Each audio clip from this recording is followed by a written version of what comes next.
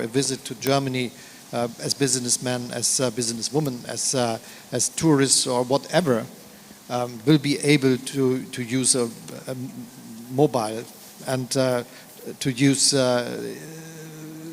all the techniques that are related to digitalization.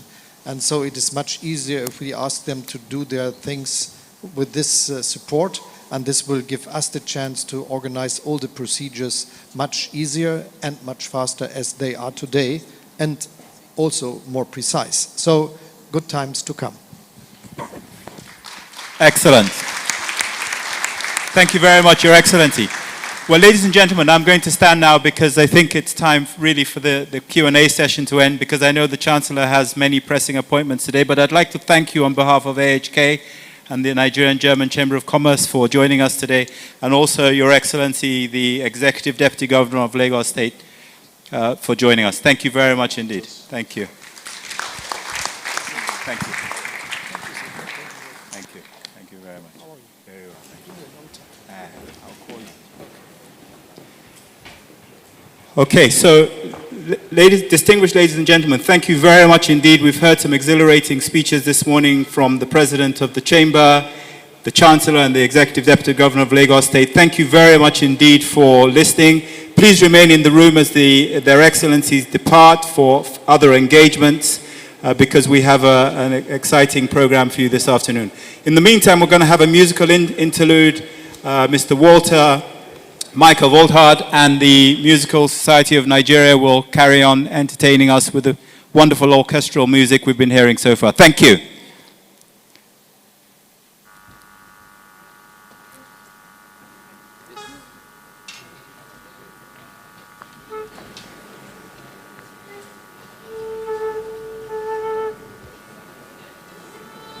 So, ladies and gentlemen, distinguished ladies and gentlemen, as I said, and as you would have seen from the program, there are two panel sessions. They're very, very important panel sessions going on almost immediately after the orchestra is played. So please remain in the room so that we can mobilize those. Thank you.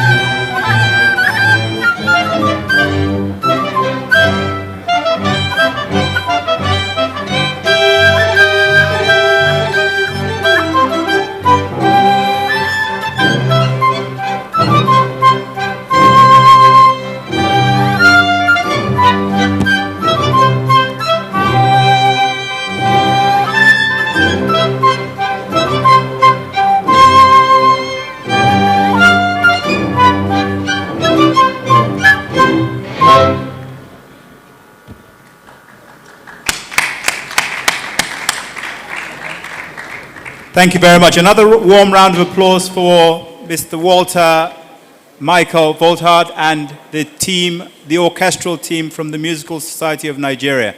So, ladies and gentlemen, thank you very much for participating so robustly. I apologize that we couldn't take all the questions that were that people wanted to ask, but as you can imagine, there's quite a bit of time constraint on the dignitaries that were here today. Whilst we're preparing for the panels, may I ask that you please move forward within the auditorium so that we've got a much more engaging audience for the panels that are about to happen. So if you could pick up your belongings and just move into the furthest forward empty seat that you can see, that would be most helpful. Thank you very much on this side. Can I see some movement on my right-hand side, please? Just move forward a little bit so that we've got a much more engaging environment. Thank you. So if you're sitting at the back and you can see empty seats in front of you, then you need to please move into those seats. Thank you. Thank you very much.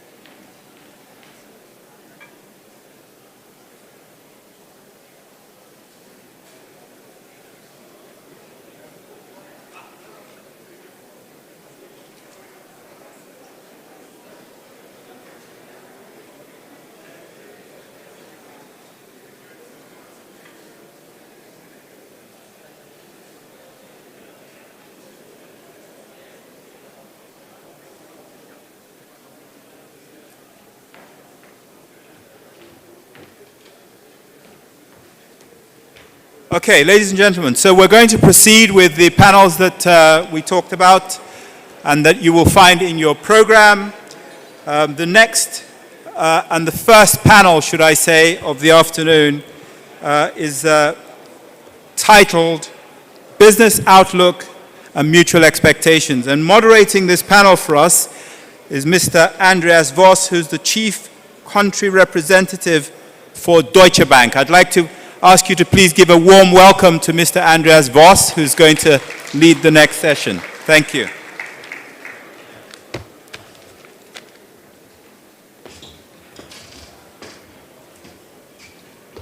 Good morning, ladies and gentlemen.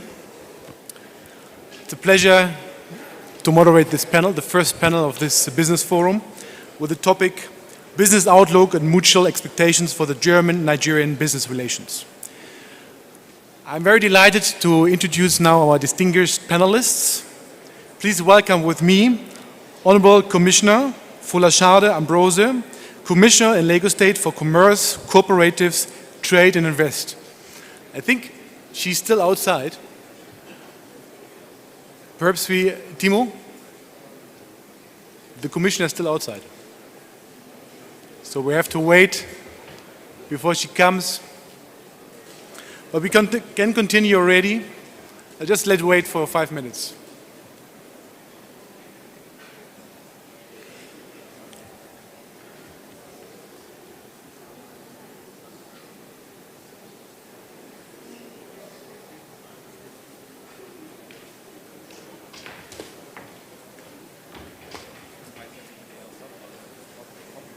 Okay. So the moderator gave me the instruction to proceed. Please then, I would like to welcome Sabine Dalomo.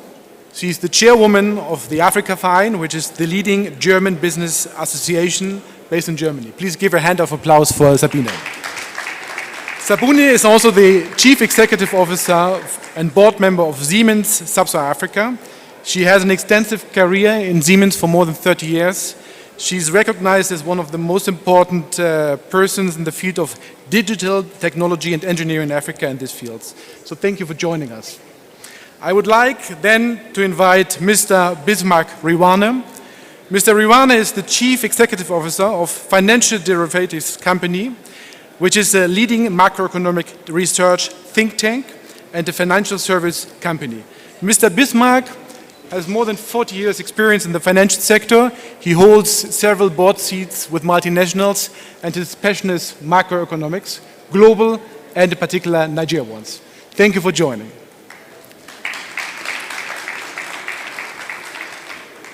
I would like to introduce then Mr. Miguel Lopez Borrego, Chief Executive Officer for ThyssenKrupp.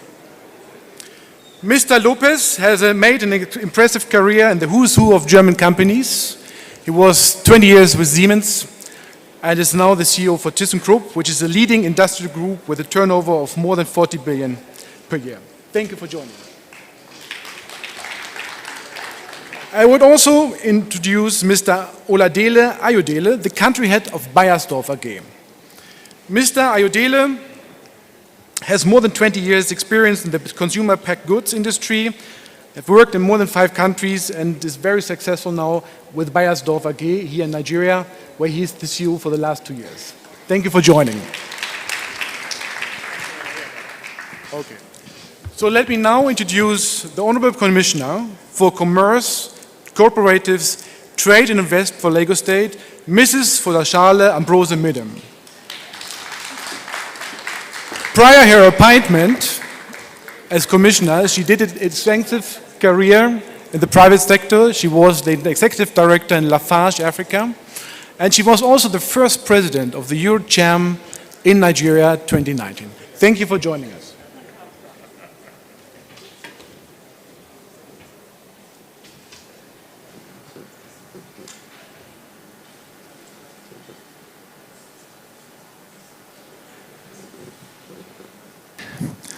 Honorable Commissioner, let me start with you. The Deputy Governor mentioned Lagos as the power hub in Nigeria. I would even say it's perhaps the power hub in West Africa. More than 20 million inhabitants, more and more people are coming. So Lagos plays a big role in the development of Nigeria and West Africa. So you have extensive experience in the private sector, now taking over the commissioner role. Could you give us a brief overview about your plans for the new administration in terms of economic development for the next few years? Thank you. Sorry, just one quick second. It's a little bit loud at the back. Can we just keep the noise levels down a little bit, please? Thank you. Thank you. Thank you. Thank you. Good morning. And I stand on existing protocol. Good morning, everybody. Thank you very much. Yes, I don't think there's any more I can add. His Excellency said a lot this morning. But the only thing that I would like to add is that in Lagos State, we launched the Lagos State Development Plan in 2052. And it's a 30-year plan that aims at transforming Lagos. It's centered around 4 core pillars. And namely, when I talk about the core pillars, I'm talking about the thriving economy, which centers around ensuring that we have an adequate growing economy with adequate jobs and strategic investment. The second pillar of the economic development plan for Lagos is the human-centric city. And that's really centered around access to affordable and world-class education, healthcare, and social services. The third pillar is centered around modern infrastructure, and that's essentially ensuring that we have reliable and sufficient infrastructure that meets the needs of essentially making Lagos the 21st century city, mega city. And the final pillar is on effective governance that focuses on supporting and ensuring that we have an enabling environment that creates those key opportunities for Lagos. Now, this development plan, lsdp2052.com, by the way, so you can all access it and have a look at it, was launched last year at the Aimbeti Summit, which is an economic summit always held across Lagos and invites a cross-section of stakeholders. And it's really important that under that particular development plan, there are a number of key metrics and activities that are all sort of split across all the sort of ministries across Lagos State. And that's where you can drive accountability going forward. So I hope I've been able to just give an overview of that. And I encourage everyone to visit the lsdb2052.com in order to get some further details about the Lagos State 30-year economic development plan and strategy, which again centers around what you heard His Excellency talk about Themes Plus agenda, making Lagos great. Thank you. Thanks, Commissioner. I know that we have in our delegation a couple of companies involved in smart cities infrastructure, so I think we will discuss that later. I would now ask my question to Ms. Daomo. Since April 2023, the chairwoman of the Africa Verein, German-African Business Association. Sabine, you have extensive experience in the European African Business Corporation, 30 years with Siemens, involved in many mega projects. The Africa Verein plays an important role in enrolling, moderating the German activities into Africa. Could you give us a brief overview of your activities in the Africa Verein as well as the roadmap German businesses doing into Africa? Well, thank you so much, and it's a great pleasure to be here today. And yeah, we have quite a nice full house. Yeah, look, I mean, for the Africa Verein, first of all, the Africa Verein is an association which will celebrate next year 90 years existence. So what also means very much with the tradition of Germany and the evolution Germany with regards to technology has put forward, the Africa Verein as well evolved, in particular the partnership with Africa and Germany around the agenda of our member companies has evolved. We obviously work closely also with the German government, with various ministries, with the Ministry for Economic and Climate, for the Ministry for Corporate Development, but also with other ministries to really foster agendas which are of importance for the German government to implement these topics into the partnerships with the various countries.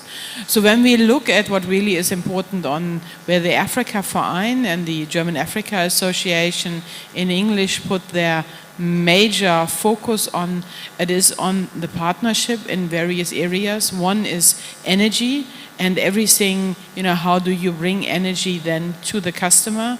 But it can also be aspects like, for instance, as the Chancellor mentioned, hydrogen.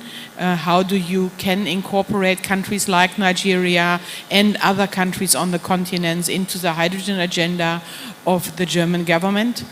We have the topic of vocational training. We have competence centers around vocational training activities where we bring interested companies together to develop a strategy.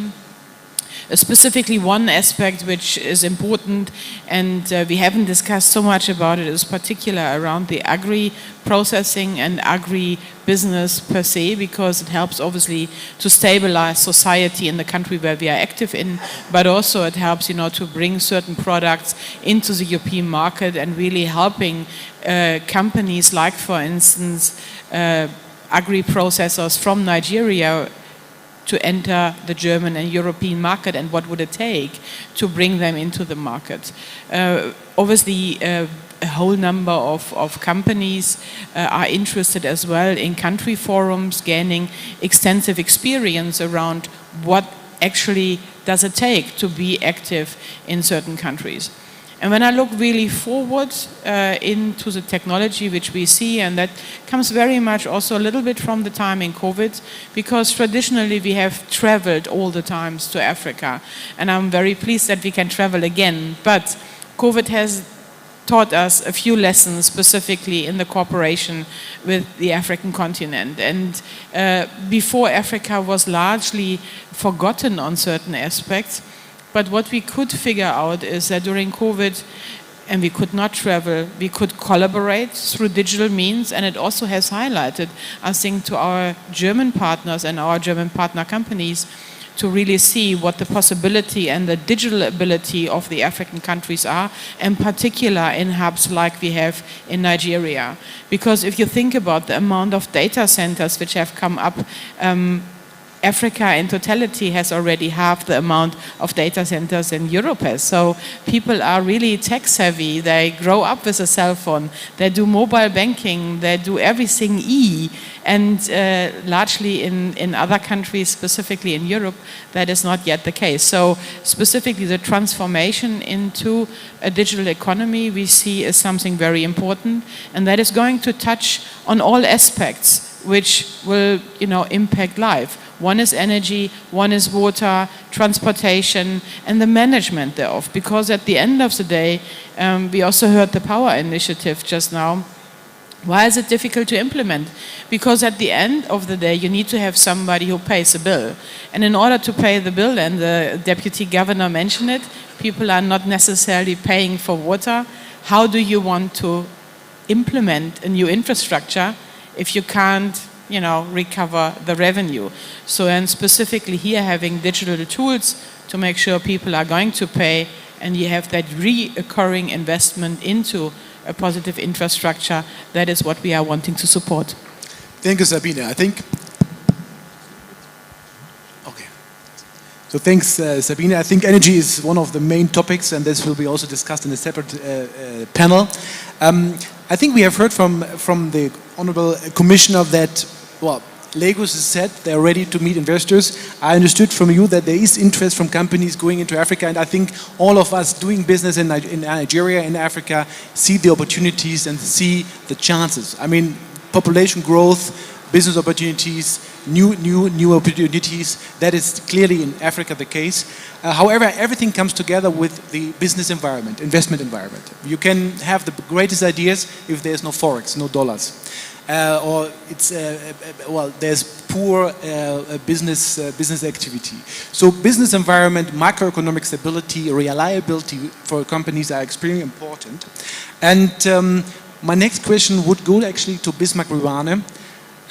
Bismarck, as you could imagine, I will not ask you for how's the dollar tomorrow, but we come from a very constrained period where many companies struggle. The new government actually gave a lot of hope, and I think there was a very positive enlightenment. So I think the atmosphere has changed a little bit because there's really no clear improvements on forex, for example. However, there are good news: $10.5 billion, which were in the news.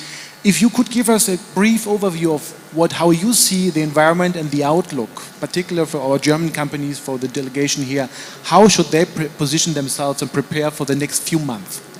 Okay, sorry, just before Mr. Rivani speaks, can I just ask that you please keep the noise levels? Can you see me from the back? If you can see me and you're having a conversation, can you please end the conversation and take a seat? We just need to get the noise levels down so we can hear the very important responses we're about to get. Thank you. Thank you. I think they're all enlarged because the buffet is coming up.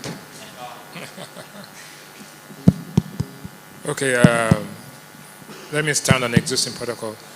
The question is, what's the outlook of the Nigerian economy in the next few months or maybe next year? And what is the opportunity, or what are the opportunities for German companies in this context?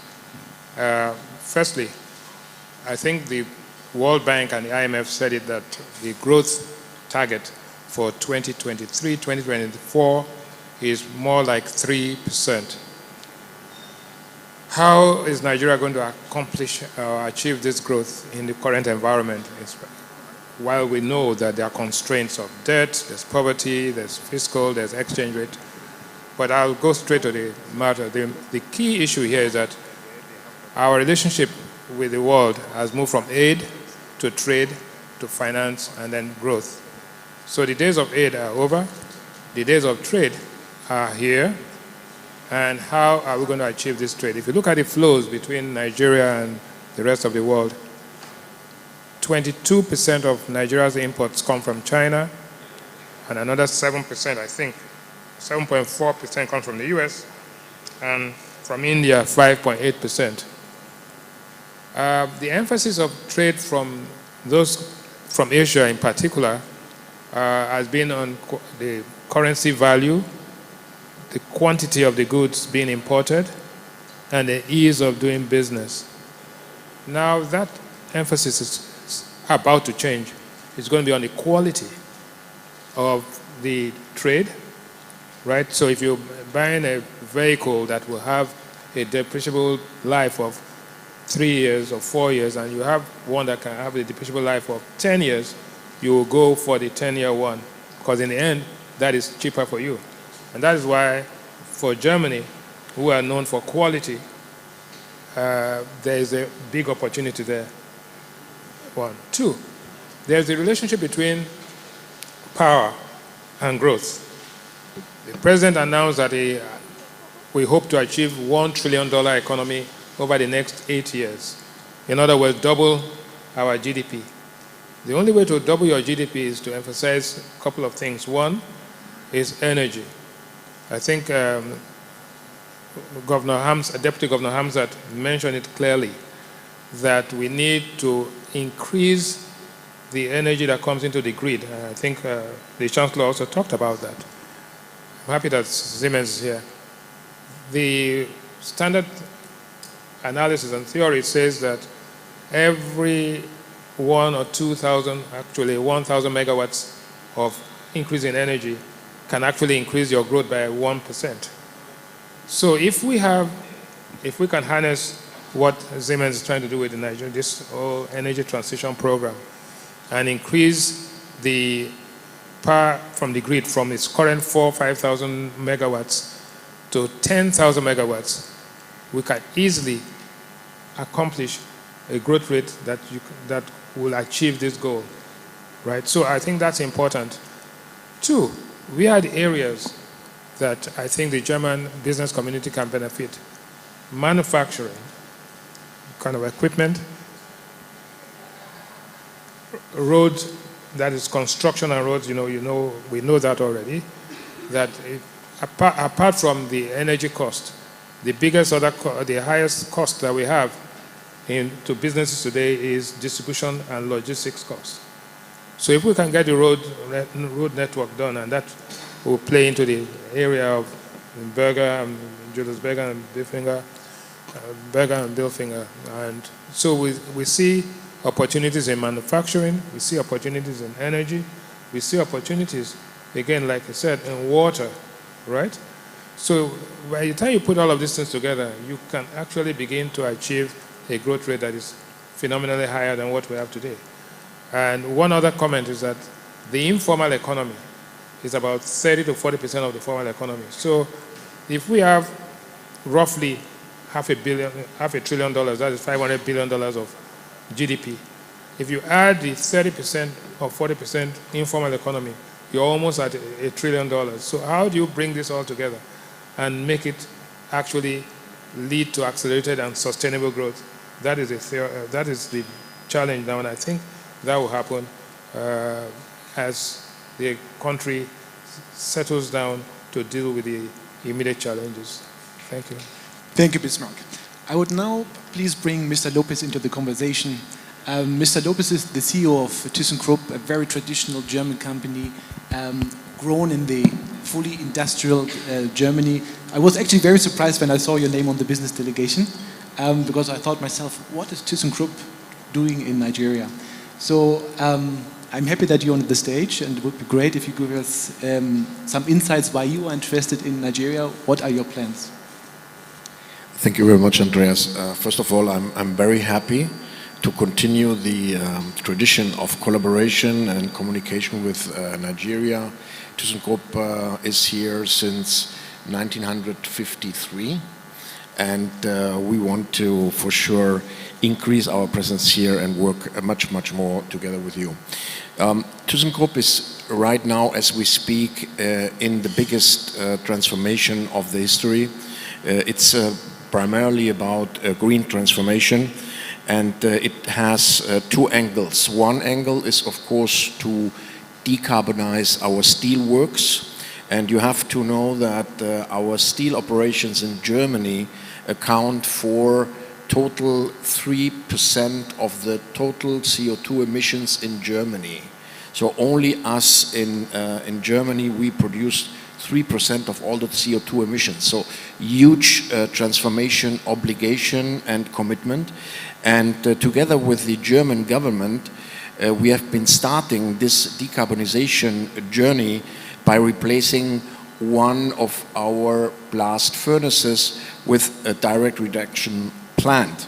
This direct reduction plant will be operating in 2028 and will have the need for 140,000 tons of hydrogen, of green hydrogen a year, which if you translate that into windmills, it's around between, depending on the size of the windmill, between 500 and 600 windmills producing energy, green energy every year. So, and the Chancellor also was alluding to before that the need for electricity will increase more and more, and of course also for hydrogen and gas. And I can tell you the cost of steel in 2035 will be between 40 and 50% will be gas, electricity and hydrogen. So there's a huge need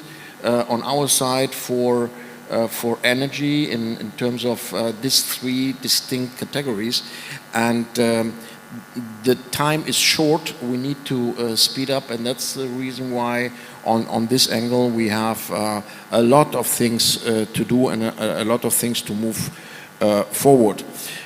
Obviously, on the other hand, we have the technologies to decarbonize, and this is the second part of our green transformation, which is what we call decarbon technologies. So we have a lot of technologies where we can help others to decarbon the operations, but that I will leave for my second statement. Okay, thank you very much. Oladile, so you are at a stage where I think a lot of German companies want to be. Beiersdorf is here for many years. You have a super big production manufacturing. I think the Chancellor is also going to visit that later. So if I speak to companies with production, they always say, Andreas, it's not really worth. The production costs are high. It's better for us to ship. I like trade finance. You know, that gives us revenues, but of course we want to somehow enhance manufacturing in Nigeria.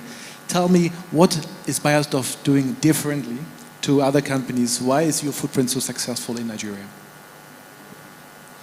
Thank you so much, boss. Standing on all existing protocol, I think I would like to start with the statement that the Chancellor made about avoiding a single-story narrative. I think we in Beiersdorf, Nigeria, we are privileged to be part of a company that I would say are writing a new chapter of what the opportunity and the step you need to take in getting there. So I'll start off with a brief history of our footprint here in Nigeria. Beiersdorf, Nivea, has been in this country for more than 30 years, but opportunistic trading, like most German delegates here. Maybe you are here with maybe a representative office, but not an affiliate. So we started like that. So it has been, the brand has been woven into the fabric of the Nigerian populace, but opportunistically. But we took a bold decision in 2016. And by the way, that was even when all the economic atmosphere was not clear. We had the lowest price of crude oil in the international market then. Nigeria just came out of recession. But the board of the company decided to set up a factory in Nigeria at that same period, which is counterintuitive. But we are reaping the benefit of that 7 years on now. So why did I say that? So we are a fully affiliate of the 100% affiliate of the German Beiersdorf Group, based in out of Hamburg. And in Nigeria, we have a manufacturing facility which we established in 2017. And we are employing about 100 people directly, but about 1,500 indirectly through our manufacturing and distribution value chain. So that's the construct and the story. So this factory that we are putting in Nigeria now is producing 90% of what is produced is consumed domestically, and 10% is being shipped as exports. And by the way, we have more opportunity for the export side, but again, we are constrained by the size of a factory. So that's why I say we are writing a different chapter. And 6 months ago, we had a visit from our global CEO, and he has committed directly to invest in a greenfield factory in Nigeria because of the volume we are seeing emanating from this country. So I'm really pleased and very excited about the opportunity for us going ahead And why are all these things happening? Okay, I'll narrow it to three main pillars. Apart from the fact that we have an iconic product, which is Nivea, which is our crown jewel as a brand, and we are close to our consumer in terms of building trust and innovating, and also making them to feel good in their skin everywhere, every day, which is our mission. I think there are other secret sauce that I would say have helped us in Nigeria to be able to grow in leaps and bounds that we've seen. One, I would say, is the team. We have assembled a very talented team made up of different gender, made up of obviously different nationality because we're an international company, and also a visionary leadership that's able to see and be agile in this environment. So that's very important in Nigeria. You need to be agile. You can't just assume and see things from the lens of what's happening in other parts of the world and transpose that to Nigeria without making some tweaks. So we've done that. Secondly, I think we've gotten support from the company in terms of systems, the right tools, processes, and compliance in terms of building our sustainable business going forward. And that's what you get from multinationals anyway. So we have all the digital transformation tools that will make us focus on the real work and not on what has been automated and digitalized. So that has helped immensely. Then the third point I would say that has helped us is the factory that we have put in Nigeria. I'll give you a story about the COVID pandemic when it happened and the opportunity it gave us. Now we know the global supply chain was disrupted, right? And most companies could not get their product outside into Nigeria from whatever they are sourcing from. But we were local. We were manufacturing here. So our response time was quick. And I promise you, if we look at the volume we generated during that time, even when most companies were actually shutting down, it's amazing. But the only competitive advantage we had was the local production. So that was there and then. So that's also one big pillar of our success story here in Nigeria. The third one, and probably the most important one to me, is the purpose we serve in Nigeria, which is the corporate social responsibility we are attached to our work here. We know that businesses should be the power or force of good in every community, because we know that we are just not serving for profit, but also for purpose of our community. So during the COVID pandemic, I'm proud to say that BSW Nivea stepped in by supporting 250 families for more than 2 years with daily, monthly essentials for them to carry on by partnership with the Lagos Food Bank. That's one thing we did I'm proud of. And right now we're in partnership with CARE and Plan International to resettle 2,000 girls, young girls, that have just been resettled back to their community in the Northeast after the insurgency. And we are getting them back into school and to vocational training so that they can hone and also give them psychosocial support so that they can reintegrate back into community and start their life again. So that's one thing that gets me up in the morning and put this shirt on my back for me to go to work, because I know we are doing meaningful work. So those are the little areas. But I say you, we are planning a big expansion plan for Nigeria because we know that the domestic consumption sitting here, and also there's export opportunity. If you look at intra-African trade right now, it's about 15%, right? But in Europe the inter-European trade is about 70%. That means within European countries, they're trading 70%. But in Africa, we're just 15%. But with the advent of this African Continental Free Trade Agreement, that's going to change. And we are positioning ourselves for that. Not just in Nigeria as a domestic market, but actually looking at Africa, which is another 4 times the size of Nigeria in terms of population, as a market we can tap into. So we are really writing the chapter for a new narrative and not the single story chapter. Thank you.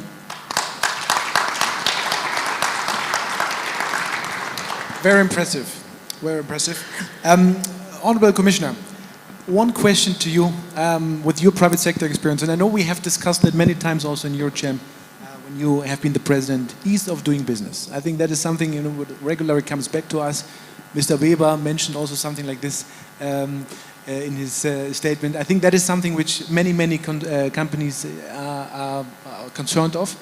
In your tenure or in your plan, is there anything on that which you can give to us as not relief, but as outlook, how you want to tackle that?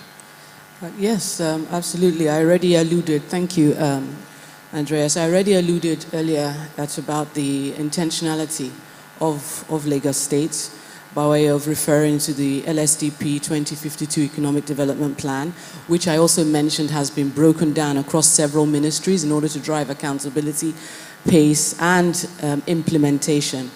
In terms of the ease of doing business, obviously, and I'm sure a lot of stakeholders in the room will be happy to hear that Lagos State has also been very intentional about addressing a number of sort of bottlenecks that sort of do tend to impede the speed of seamlessness of doing business in Lagos State.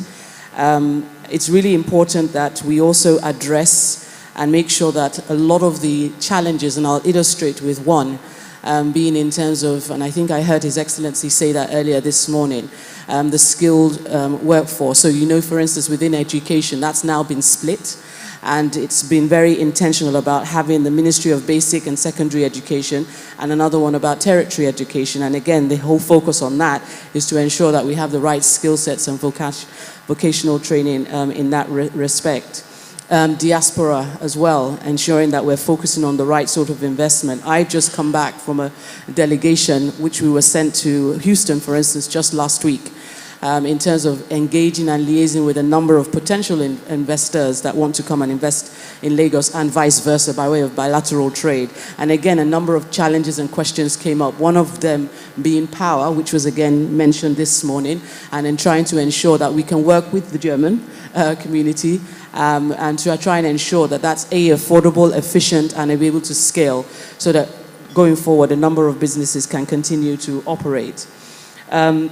There are a number of other partnerships, strategic partnerships going forward that we can try and ensure that we incorporate into the development framework. And I, for instance, head the Ministry of Commerce, which was formerly the Ministry of Commerce, Trade and Cooperatives. Now we've actually included it and subsumed investment for obvious reasons, because you can understand that there's a synergy in that regard, and a number of key points that I would like to ensure that I deliver during my tenure is to ensure that we establish and develop a one-stop shop whereby at any point in time, whatever the issues that you have as an investor in Lagos State, it can be addressed there and then. And so that's one of my key milestones that I intend to achieve. And again, there will be a number of other conversations going forward and key milestones to achieve that. So I just want to give that overview.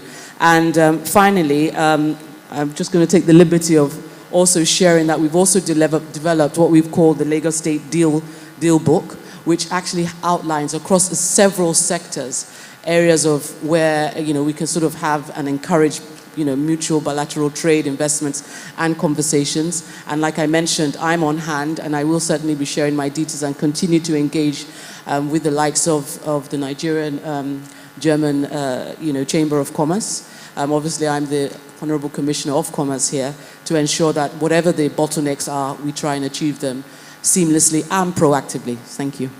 Thank you very much, Commissioner. So we are a little bit, yes, I think that's worth applause. Yes. Thank you. So we are a little bit running out of time, so I will a little bit shorten it because I want to have a Q&A so that the audience has the opportunity to ask questions. So just two questions to Mr. Sabine and then to Mr. Lopez. Sabine, you have been many years on this continent. Siemens is extremely successful from north to south. Ease of doing business is definitely also something which affects you, which has affected you. Based on your experience, what would you say are the success factors actually to be on a sustainable base on the continent for German companies? Well, I mean, the Commissioner already mentioned it. You do need to work with the community, yeah? So, and I think also a colleague from Bayersdorf mentioned it, because Africa is complex. You have 54 states which have different set out. They have different legislative frameworks. They have different tax legislation. They have different currencies, and that doesn't make it easy. But what we have seen is, particularly when we engage in countries, that when we start, working with the people and the ecosystem which is going to support us, because we can't do it all ourselves. You will have suppliers which coming in, you have partners which are working with you, and as long you stay close to, the public network, but also to the private network, you really have a possibility to also overcome issues which arise during the period, because the challenge is, and I don't think it's particular to Africa, it is happening in all countries, and when you speak to the German colleagues, they will also have things, while you implement new structures, you find out that there are topics which you could not dream of could become a problem. And hence, you know, you have this just in Africa as much as you have in other countries as well. And through that partnership, you are able then to overcome it and work actively on solutions than rather saying, well, I'm getting to a roadblock and here is the end of it. Then obviously you don't get the necessary support. But we have seen every time when we do that and we proactive, keep an open mind and engage in all ways, be it public and private, we are going to solve a situation for the better, and we have never looked back with a sad face. Yeah? So commitment and long-standing approach. Yeah. So energy transition, the Chancellor mentioned it, the Deputy Governor mentioned it. I think that's the topics. So ThyssenKrupp is involved in energy transition. A lot of Nigerian companies are looking for energy transition, are looking to diversify their energy sources. How can the private sector from Germany and the Nigerian private sector work together? What are enablers in your view, Mr. Lopez? Well, I think the example from ourselves to being a potential large off-taker also creates a lot of opportunities for producing, for example, hydrogen.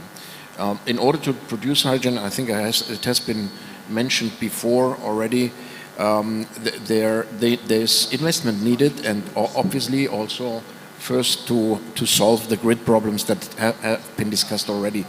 I think that the most important topic is to make sure that there is an investment security. You know, that people investing, they know how to get returns for their investments, that these returns are secure, and that you have a solid base for putting your money. And then with this a given, and with also the regulations that are needed for more liberty around it, I think that's the key ingredient. So if we don't get there, it will be extremely difficult to have the right level of grid, the right level of energy production, and also then corresponding export opportunities. So it needs to be very clear. The investment must be secure, and the returns must be secure for the investors. Okay, and good. Thank you very much.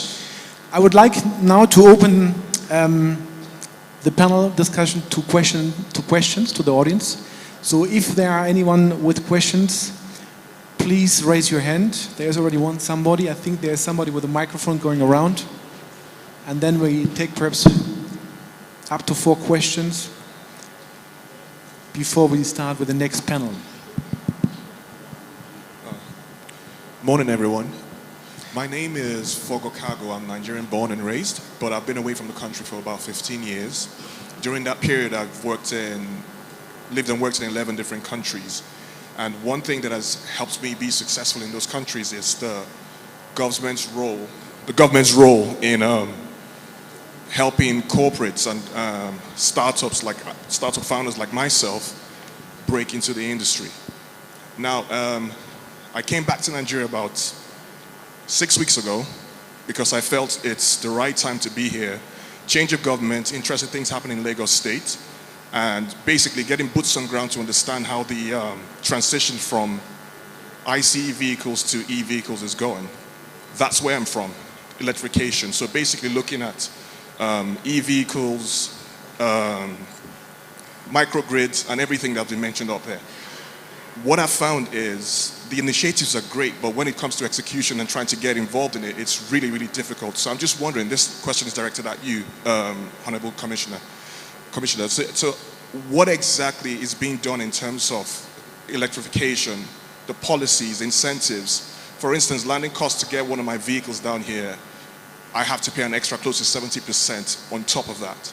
So it makes it difficult as a startup or as a new venture coming back to Nigeria to try to do business here, to actually execute or do anything positive down here. Thank you very much. I think, Commissioner, that's for you. Okay, thank you. Sorry, I didn't catch your name. Fogo Kago. Thank you. Thank you for your question. In my earlier response, I actually stated that one of the key milestones that will be emerging from my tenure is to institutionalize and establish a one-stop shop for a lot of MSMEs setting up business. Now, having said that, by way of ensuring that a number of bottlenecks and challenges that you're currently facing, those will be addressed. So the intention and the objective of that is for us to be the interface.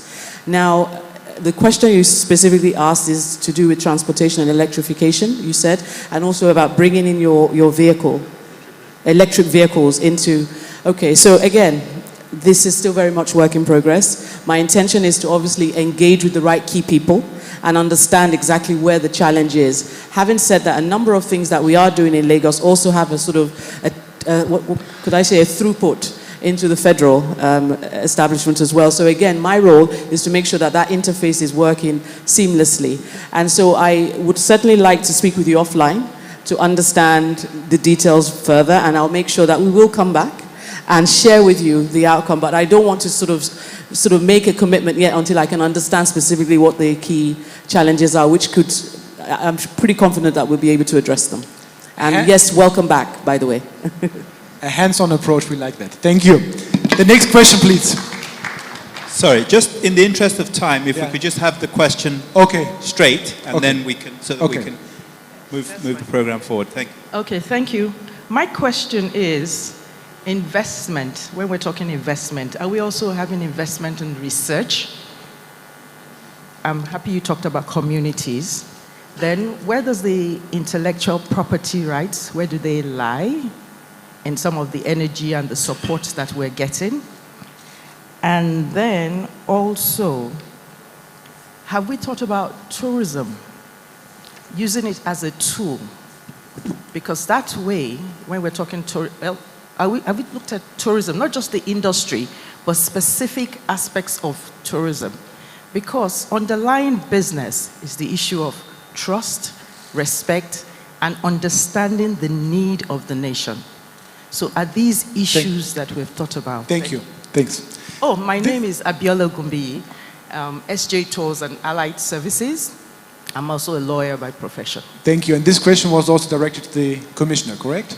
Yes, thank you. Yeah. Thank you very much, Mr. Gumbi, for your question, which is twofold. I'll start with the latter one, which you just alluded to, in terms of tourism. Yes.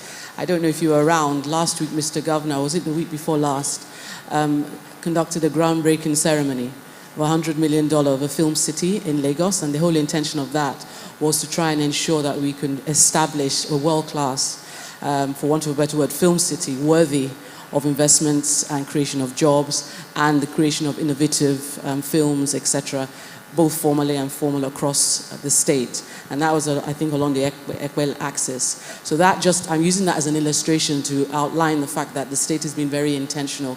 And if you recall, when I talked about the 30-year development plan, I mentioned that there were 4 key pillars. And one of them was essentially about ensuring that we're driving a thriving economy. And that sort of allows me to sort of dovetail into your other aspect of your question about investment and research.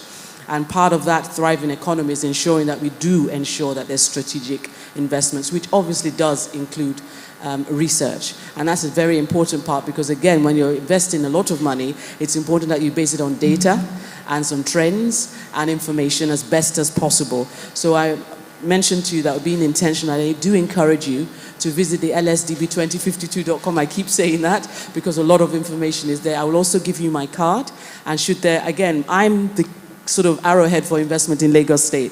So any sort of questions along those lines are areas that we want to sort of thrive. And it might interest you to know that His Excellency the Chancellor is also going to be meeting His Excellency the Deputy Governor to visit the John Randall Center shortly, and that's where I'm rushing off to immediately after this. So again, that's another illustration that you can see that this is Lagos, we are a mega city, and we are open for business across all those sectors. Thank you. Thank you, Commissioner. So the moderator just instructed me that we can take a few more questions. So, but the condition is not to the Commissioner, because it's not the hot seat for the Commissioner today. So please ask also questions to other panelists we have here on stage today. So is there any other question you would like to direct to any other panelists? Yes. Good morning. Still morning. Good morning. This question is to the Honorable Commissioner. Okay, next one. And and then the German Chamber Okay. of Commerce as well, because we're looking. My name is Maureen Adeboa, and I happen to be the managing director for DHL Global Forwarding here in Nigeria, in Lagos. So my question to you is based on the local content. Are there concessions to German companies here in Nigeria? Because if you look at it now, we actually exonerated from participating because of the PIB bills. So we are not asking that we want to actually invest. Like one of the panelists actually said, if you do the investment, are there guarantees that your investments are actually going to be protected?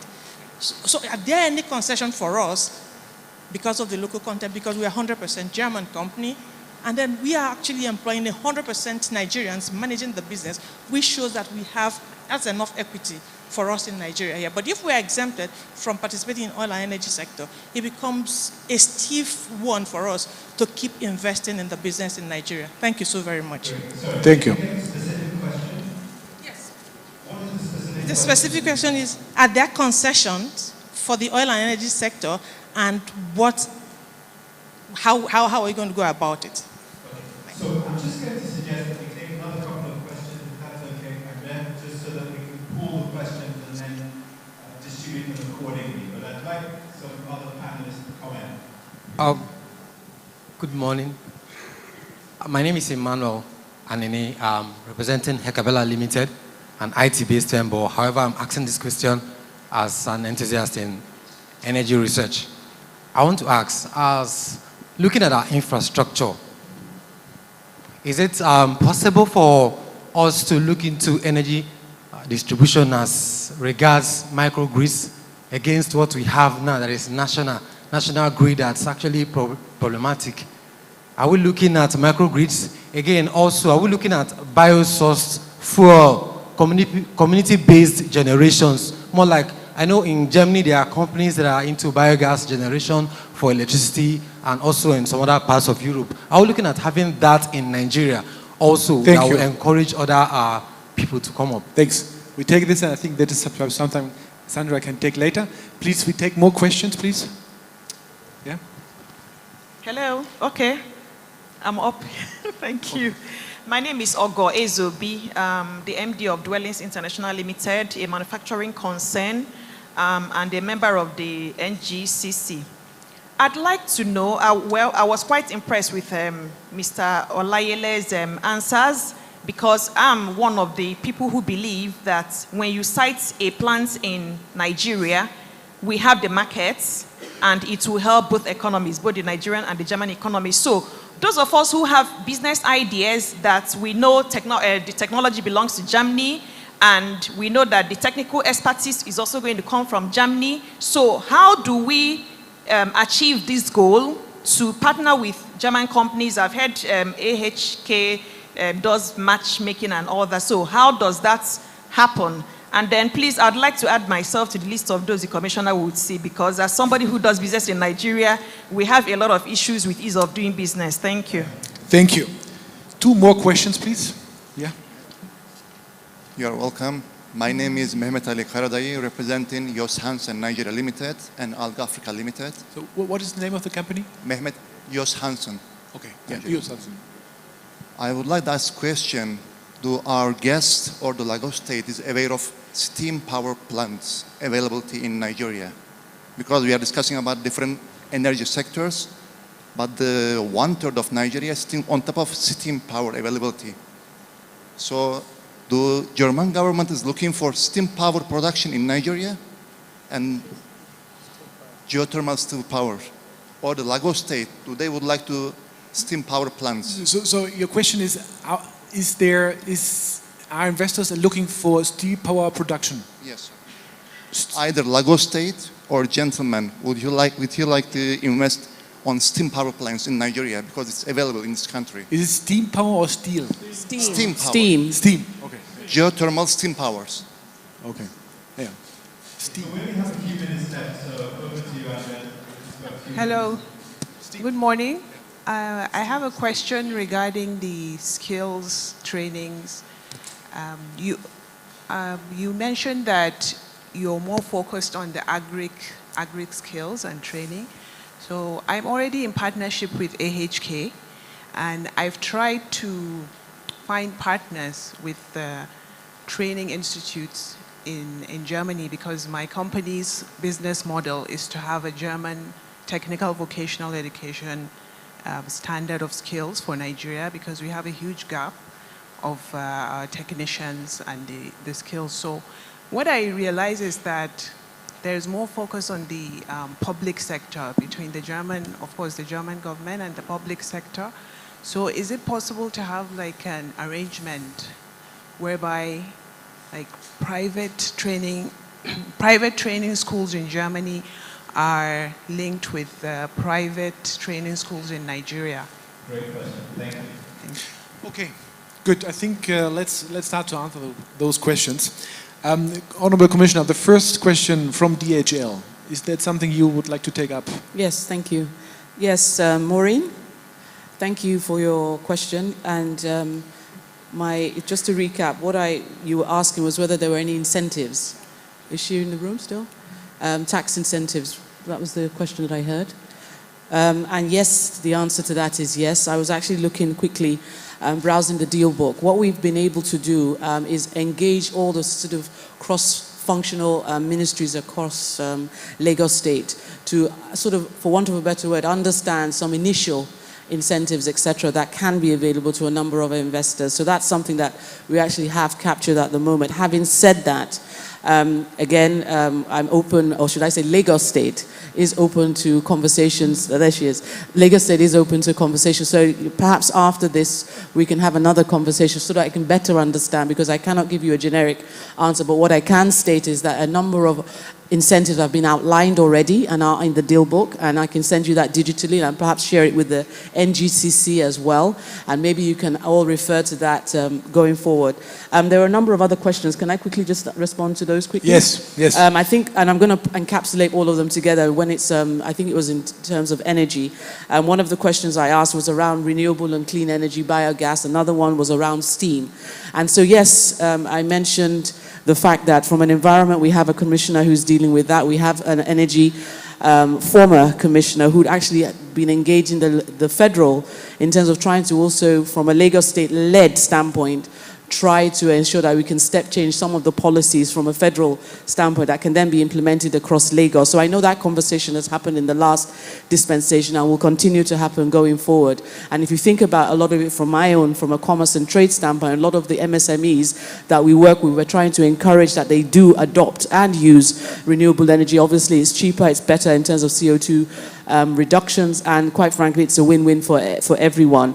And I think there was another question around the mini-grid. Conversations are occurring. I actually just had one this morning with a potential investor who wants to come and set up a pilot of a mini-grid across some of our locations at our industrial hubs, for instance. And I'm certainly welcome to have any further conversations with the German NGC board as well in that regard. So I'm looking forward to engaging with you on that. So I hope I've answered all my questions. And we have also reached the time gap now.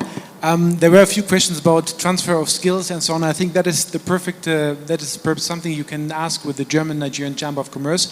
They have experts, they have departments for that. They're also around. Those questions can be best addressed with the representatives of NCCA. Before we close, actually, I would like to ask every panelist for one final statement, from one final comment you take away from the conference today. Let's start with you, Oludele. Thank you so much, Andreas. Final comment from my side is the German companies, I mean the ones that are in the ancillary services, we need your support to help us, the German manufacturers that are already here, because we are having difficulty in getting those import substitution. You know what I mean? So the German companies are here with all the equipment, but we are now sourcing like bottles from Germany, because we don't have adequate ones here, because the support services are not keying. So the industries are here, but we are not getting the supply, because there's a quality standard that is supposed to be met, which is still German standard quality. But that's where the business is going away, somewhere else. So we need German companies that are supporting the manufacturing in Germany to open shop here as well, so that they can support us locally, rather than importing empty bottles, for instance. all the way from Hamburg. So that's the support I would need from this delegation. Thank you. Thank you, Mr. Lopez. Well, I believe there is everything transparent and very clear, the challenges, but also the huge opportunities that exist in the collaboration between Germany and Nigeria, between the companies in Germany and the companies in Nigeria. And I think now it's about work to take every single thing which is on the list and work through it.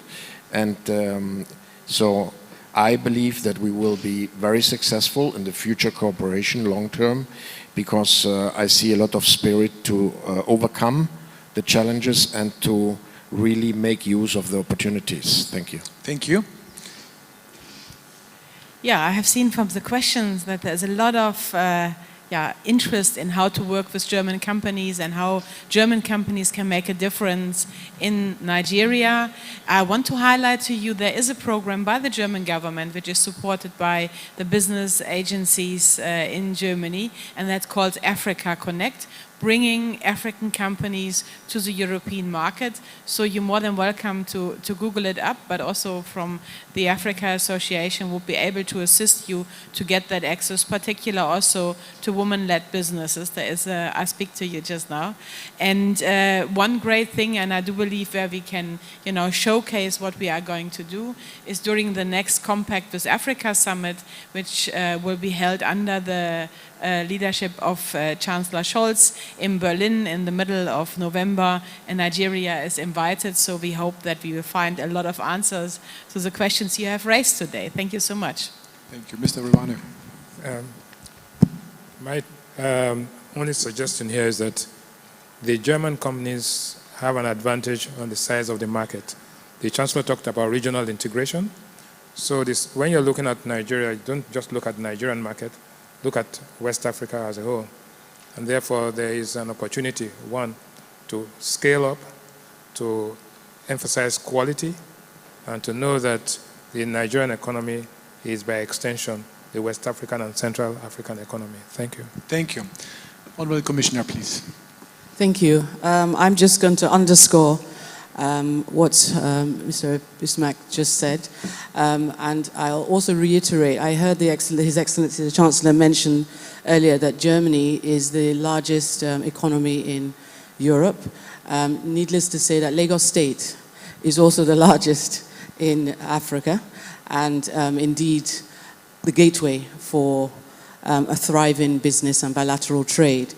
When I say that as well, we also recognize in Lagos State the importance of the private sector and us forming strategic partnerships, bilateral trade, in order to ensure that everything, by way of bilateral trade, by way of capacity and local content development, also thrives. And so I just really want to reiterate the fact that Lagos State is open for business. This is Lagos.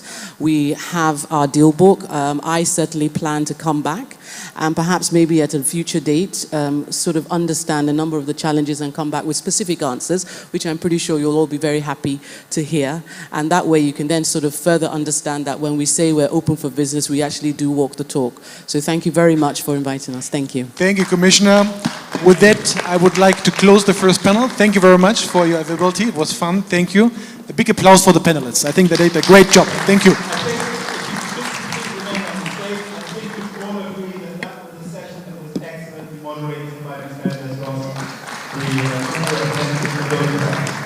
Very, very well put together. And I'm sorry we couldn't deal with all the questions, the time constraint issue. We're just going to take a group photograph now, if you don't mind. Just step forward, just about where I am, and the photographers will capture the moment for posterity. Thank you.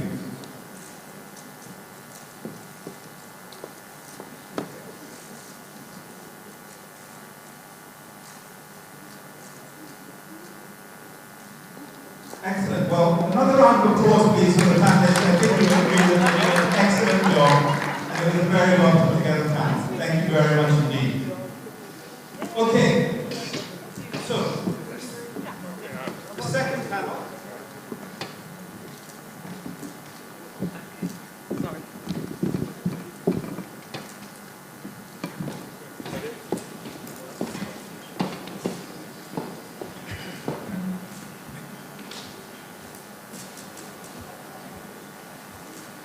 Okay, so we have another panel session, and again, I'm just going to appeal to those of you who might be sitting a little bit further back to just step forward by at least one row, just so that we bring things in a little bit closer, please. So if you're sitting and you've got empty seats in front of you, please step forward.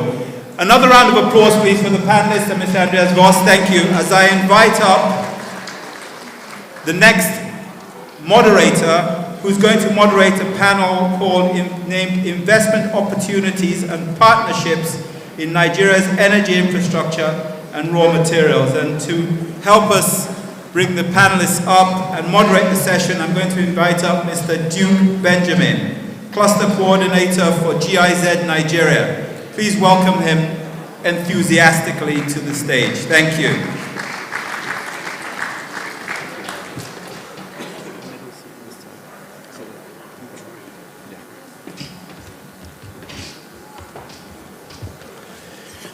Thank you very much, Akin, for that wonderful introduction.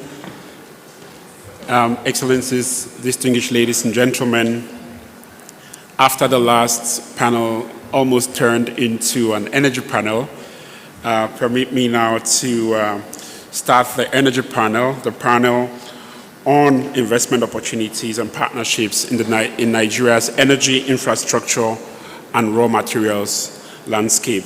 My name has been mentioned, and I am the Cluster Coordinator for Just Transition and Inclusion at GIZ Nigeria, and also the head of the Nigerian Energy Support Program. It's been mentioned more times now that energy or power and infrastructure are seen as very critical enablers for economic growth. And quite a lot was said also by the German Chancellor and the Excellency Deputy Governor of Lagos State. So it's also seen that Nigeria, with its vast natural resources and fossil resources as well, is Africa's energy giant, and energy exports are very crucial to the economy. But at the same time, Nigeria also has about 45% of its population not being electrified. And economic losses also mentioned in the last panel that are coming up from unreliable electricity supply. World Bank has estimated that to about $25 billion annually. But the Nigerian government, we hear, also has done significant reforms in the past decade. Most of them were already mentioned. Most recently, notably in 2022, the Nigerian Energy Transition Plan with the goal to achieve universal energy access by 2030 and also to achieve net zero emissions by 2060. And June this year also, the President of Nigeria passed an Electricity Act, which was mentioned also by the Lagos State Honorable Commissioner, that was majorly led by Lagos State, that is now allowing states to generate their own electricity. But of course, distinguished ladies and gentlemen, Nigeria also is one of the countries in Africa that has a wide variety of different natural resources that are yet to be tapped. So on this panel now, we are set to hear from some of the high-ranking business delegation visiting Nigeria together with the German Chancellor about the solutions that they are offering, and of course, bring them together with the Nigerian counterparts to deliberate on opportunities and challenges in the energy infrastructure and materials sector. So may I ask Mr. Tim Holtz to join us on the podium. You can start from the other side. Yeah. Tim is an executive board member of Siemens Energy AG, or Siemens AG, and he is responsible for the Grid Technologies business, the Americas region, and also doubles as the labor director of Siemens Energy Management GmbH.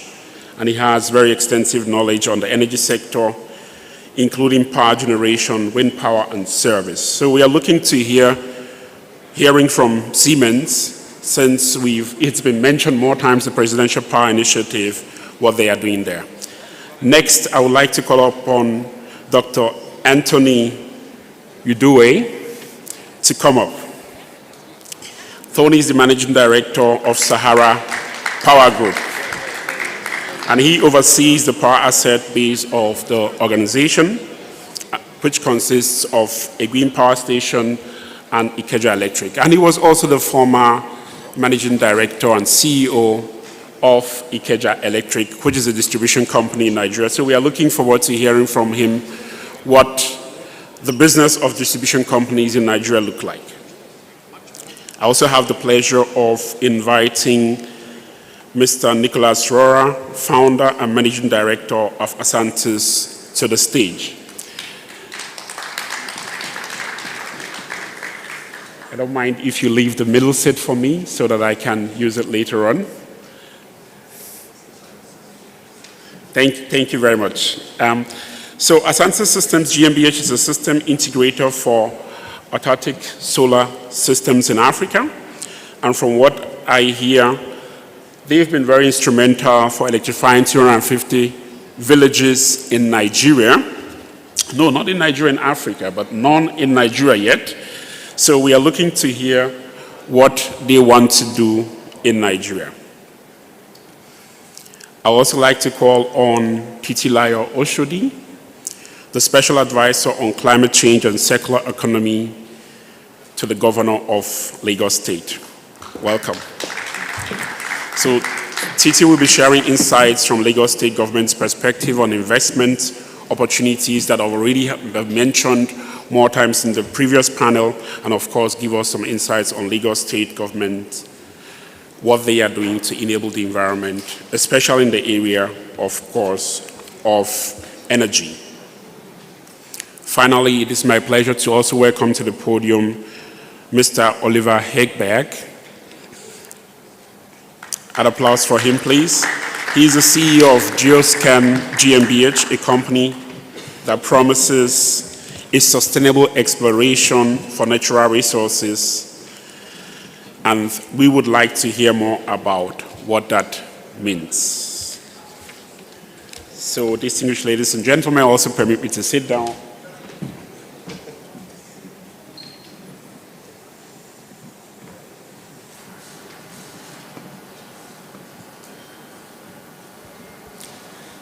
Yes, so as a way to begin, I would not start immediately with questions. In the immediate, I would like to call upon the panelists to give us more insight on what they are doing with a few minutes. So I will like to start with Tim Holt, who we've been waiting for, and we've been expecting to hear more because Presidential Power Initiative and Siemens has been mentioned more times. Go ahead, please.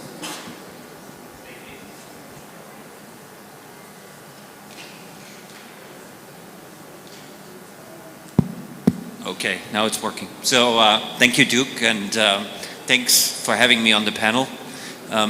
It's a bit hard to talk about what we're doing after already the Chancellor and the Deputy Governor were already able to explain the grid and the previous panel. But I think it also shows something that's really remarkable. Probably 10 years ago, you would have found rarely politicians talking about grid investments. A lot of discussion about renewables, about how do we get to net zero. But I think there was one really underestimated part of it, and that's how do we also move the electrons from A to B, where they're generated to where they are consumed. So as Siemens Energy, we're at the forefront of the energy transition. We're in all parts of the energy value chain, on the generation side, on the grid side, and also on the decarbonization side, on the industries. But we have also seen now that a lot has happened on the grid side. And the big challenge we face worldwide is we're adding tremendous amounts of generation capacity, and then how do we get it to the consumer? And we've seen these bottlenecks all around, and I think also what we tried to address already in 2018 with the Presidential Power Initiative was a phased approach. How do we get more of the generation that's already available in Nigeria to the people? We talked about it, there's about 16 gigawatt of capacity available. Only 5 gigawatts gets to the consumers and to the industries. And the plan really looked at how do we increase that with a phase 1 to 7 gigawatts and then over time to 11 and 25. Is that 25 enough? Probably not. If you look at, I think about 85 million Nigerians still don't have access to power, and there's quite a lot more to do, but it's a good first step. And for us, it's really essential that we start there. We've taken baby steps. Some of the pilots are already running, but now it's really the time, how do we get it done? One of the major issues we face, and that's really, we have 50% of net losses in Nigeria, so 50% of the power gets lost in the transmission distribution. And of course, 50% of the consumers have difficulties paying the bills. So roughly 25% of what gets generated gets to the consumer, and with that you have to fund that tremendous investment. And I think that's a bit the conundrum we have to solve jointly to make sure we can afford the investment. Nigeria can afford the investments, but also get more reliable power to consumers and also to industry. Thank you very much for that insight. What I hear clearly is that Siemens would like to support to reduce also the technical and the commercial losses that we have in the sector that are up to 50%. And that's really interesting. And then I would like to hand over to Tony, who is the MD of Sahara Power Group, which prides itself as the largest privately owned group of companies for generation and distribution in sub-Saharan Africa. Please tell us what you do and, of course, how perhaps you're also looking into some of the things that we've heard from Siemens with regards to power loss reduction or technical and commercial loss reduction. Thank you. Thank you very much. Good morning, ladies and gentlemen. I think I'd start by talking about, not so much about Sahara Power, but about Nigeria, because many of you realize that this is 10 years now since privatization. I think it was in 2013. And it's no secret to say we're not where we thought we would be when the power industry was part privatized, distribution and generation. And the questions will be asked, why are we where we are today and why haven't we moved forward? We've heard a lot about investments, lack of investment and so on and so forth. So why hasn't the money that was meant to come into the power industry come in? And what is stopping it from actually, why are we not improving? I mean, we're all sort of very familiar with what's happening with the devaluation with the Naira. The bottom line is, I think the Deputy Governor kind of articulated it when he said, it's a numbers game, and I'm paraphrasing now. The numbers haven't quite added up. We can talk about a cost-reflective tariff or not and so on and so forth, but for the investor who wants to see a secure way of retrieving or getting returns on the investment they've made, unfortunately, the power industry in Nigeria hasn't been secure enough. It hasn't given the investors enough confidence to bring in money, add value, because that is critical, and then get a return on that investment. So I think the challenge we're faced with going forward in the next few years is how we can create a stable environment that actually makes it attractive, such that international companies, even local companies, who want to put money into the power industry and get returns for the money. And then the other thing to mention is that investing in power, you have to be patient. There's a long gestation period. It's not like trade where you put in money and you either make it or you don't make it in a few minutes. There's a time where you have to invest. There's a gestation period, and then you see the return on that investment. So in the next few years, there has to be, like I said, a stable environment and a lot of patience. And what the power industry needs from foreign entities is actual partnership, not companies that just want to sell equipment. We're looking to partner with entities that want to grow the power industry in Nigeria. That is where we should go. Thank you. Thank you very much. And I'm hearing some applause from the audience, so which means it was a good statement. I would like to now also yet another power company call on Asante's GmbH, Nucleus, to tell us in a nutshell what Asante's is and what you are offering in Nigeria. Yes, thank you very much. My company name is Asante Systems. My name is Nicholas. Very happy and pleased to be here and representing today one part of the energy sector from Germany that was not yet mentioned so much, but some questions had been in the audience. We do decentralized systems in the rural area. Decentralized systems for solar systems for villages and for factories and farming systems. Yeah? So my story, what I wanted to tell you, what is my dream for Nigeria, is completely German way, but also Nigerian way could be. Yeah, I come from a small village, and I live in a small village with 1,500, 1,700 inhabitants. I have a house there which is completely so energy independent, powered by solar. I'm German. I drive a BMW electric, powered by solar. I have an electrical bike. My kids go to school in the village. We have an industrial zone in the village with 300 employees. We have infrastructure on the countryside. And my dream would be to have Nigeria also infrastructure on the countryside, which is growing Nigeria. And it's a complete different approach. So the technologies are there. From the small village in Germany, with access to internet, access to infrastructure, I'm able to run a company. And we electrified more than 300 villages in the last 5 years. Yeah, 300 villages is a little bit, solar villages is the number that Nigeria did in the last 3 years in total. So I really encourage you to take up the speed because technology is there. From Germany, we are doing it, we are implementing it. And so we are interested very much. I came here for Power Nigeria. I saw that the interest is tremendously. It's unbelievable potential on the rural side and in the cities as well.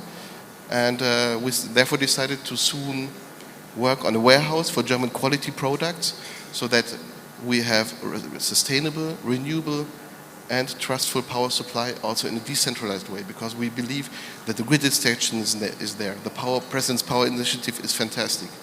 But German industries are small companies, yeah? Small and medium-sized companies that make the country run.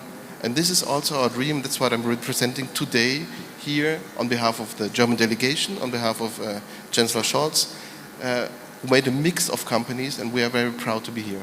And if you have questions how to electrify villages, ask me. Yeah.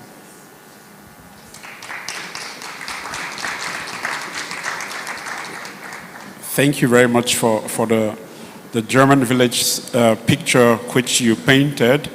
I saw some people in the audience that are definitely already looking at having the same type of setting with electricity and EVs in their own villages in Nigeria. We are just developing also these infrastructure hubs in the rural area. That means we will combine our villages with EV, but in electrical e-bikes for Africa. We are just doing a pilot project for electrical boats in small places close to rivers or seas. We have a cool room, so we are encouraging you also to think in this perspective that productive uses will happen in the rural area. We need to make people work in rural areas and give them access to modern infrastructure, and this is already feasible. And we invite you really to think about and pressure also in here in Nigeria that this speed will taken up to prevent people from coming to the from the village to the towns. Lagos is beautiful, but living on the countryside is also good. Thank you very much for completing now the picture with the productive users. We will get back to that later. I would like to pass the mic now to Mr. Hegberg, who is from Geoscan and would like to understand what this technology is all about and what you are offering or doing in Nigeria already.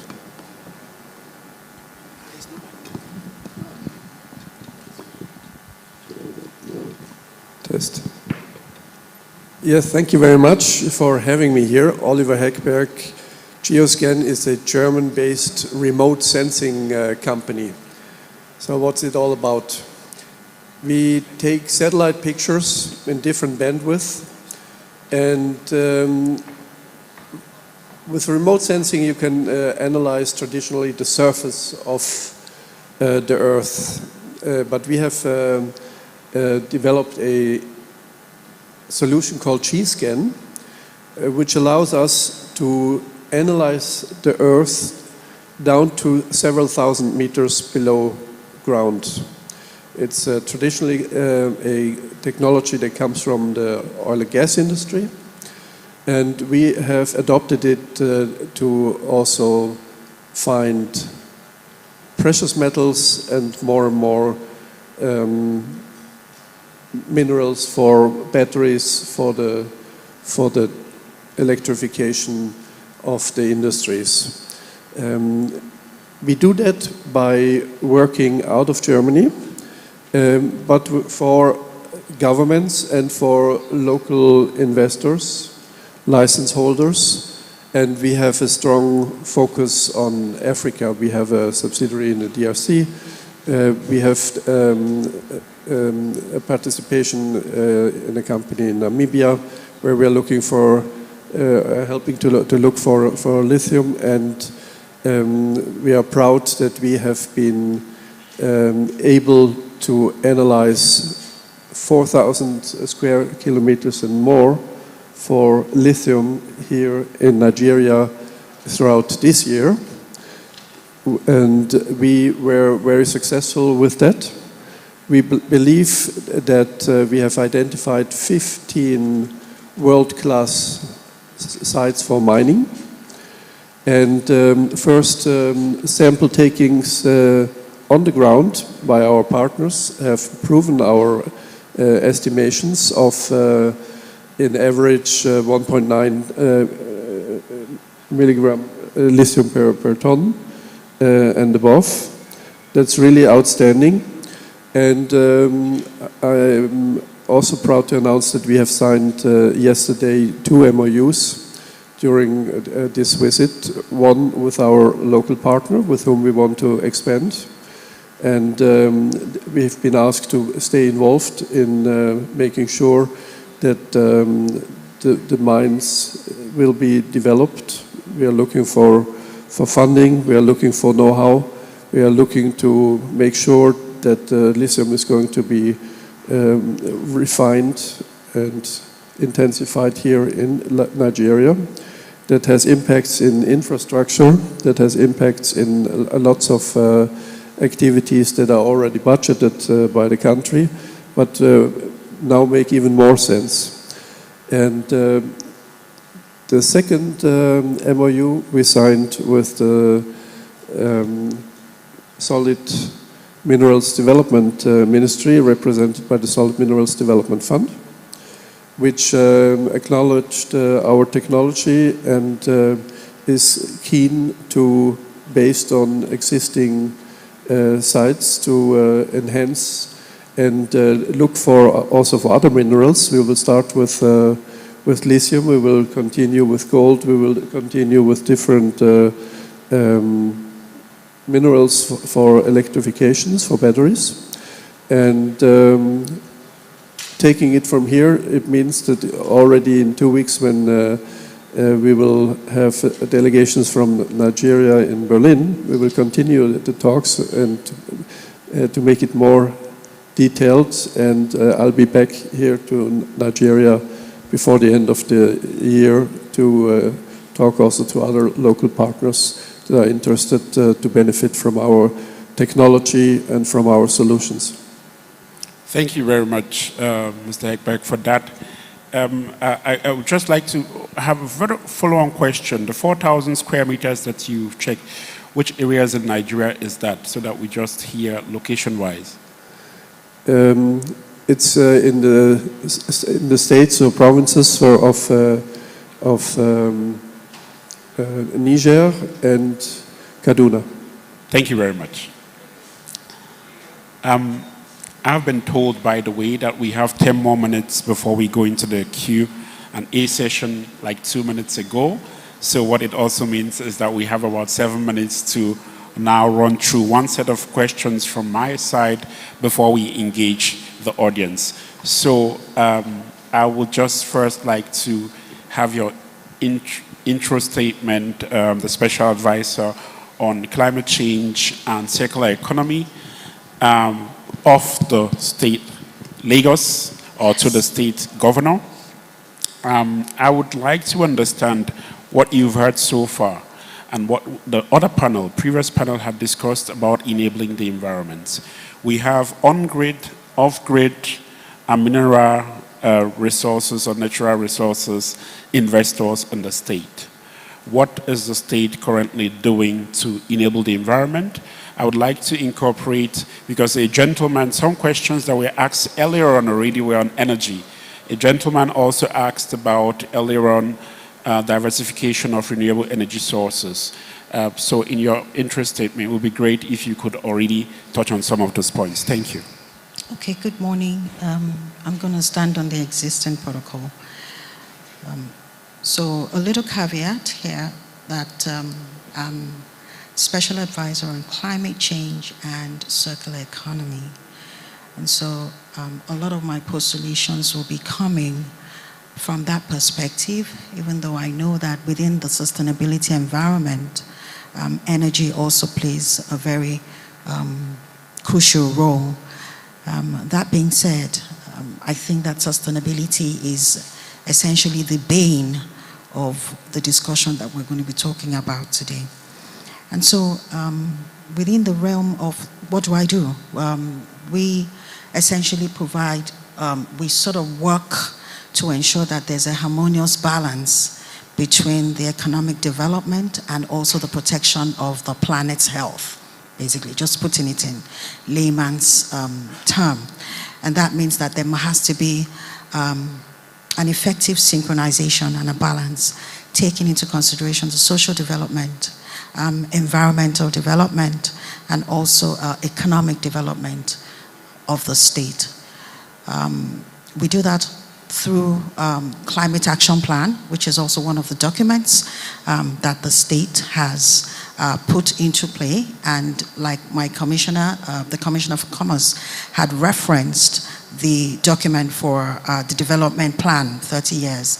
We also have a climate action plan that has been developed, and also a climate resilience plan that ensures that we're able to develop the mitigation and the adaptation processes for climate change. So I will be doing a lot of reference with climate change, but I'm going to try as much as possible to pull the answers that will be needed here. So we're talking investment opportunities, and I think that renewable energy is it's the key factor for opening up the space for investment.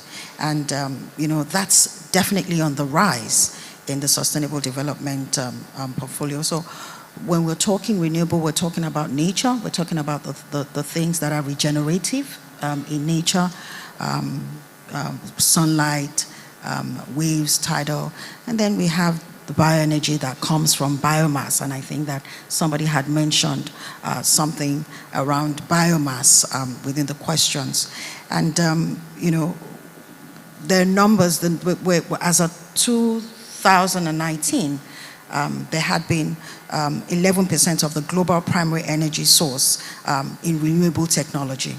And I think that by now, those numbers are actually rising. And how can we seize this opportunity? How can we optimize these opportunities? I think first we need to ensure that these resources are efficiently used, by investing and implementing energy efficient technologies, improving building installations, and also encouraging responsible energy consumption practices. Another area that I think that is really opening up is in sustainable biomass and bioenergy. And I think that being able to source feedstock, live feedstock, agricultural residues, all of the components from managed forests, that can be used to effectively avoid, to be able to get, the sort of optimal output and outcome that is necessary. We're beginning to cultivate, we're beginning to look into how we can generate a good level of education and advocacy in areas of land degradation, deforestation, because these are the these are the components that we need to be able to push. We're also looking at minimizing environmental impacts. 30 seconds more. 30 seconds more, sorry, so that we can go for, yes. So, minimizing environmental impacts by conducting effective environmental assessments so that we can identify potential risks to our ecosystems, to our habitats, and water environment. So I'm just going to stop at that. I'm sure that there's going to be more, but these are just a slight overview of the ways that we delve into the energy industry from a climate change perspective. Thank you. Thank you very much, Titi, for that insight that shows that the government is looking at it holistically, not only economic but also social participation and also climate friendly. I would like, before I open up for the audience to start asking questions, to kindly ask one question to both Tim Holt and Tony from the Sahara Group, that I think I just need your answer for in 30 seconds. The question is, President Tinubu signed in this Electricity Act a few months ago, where states can generate and distribute electricity. You as a distribution company, how are you seeing this act? Is it an opportunity? Because even the states would have to work with you together. You as Siemens, is it something that you also see that you could offer solutions to? Thank you. Very quickly. Thank you very much. Yes, it is an opportunity. I mean, what it means is that the state has the right to legislate and create an environment where different players, not just the existing distribution companies, but we talked about, I think, early in the morning, where independent power producers can come and situate their power plants, whether it's 1 megawatts, 2 megawatts. Look, ultimately, the bottom line is to get power to the people, without no pun intended. Whichever way it's done, whether it's through IPPs or through the grid or through solar renewable, get power to the people, sustainable and affordable. Because when we talk about renewable energy solutions, sometimes we forget about the cost. But to you and I who are just consumers is, when we turn on our switches, is there power, is it sustained, is it measurable, and can we afford it? That's what's important. And so where the government is creating that environment, then it's a welcome development. Thank you. Similar opinion. It's a good first step.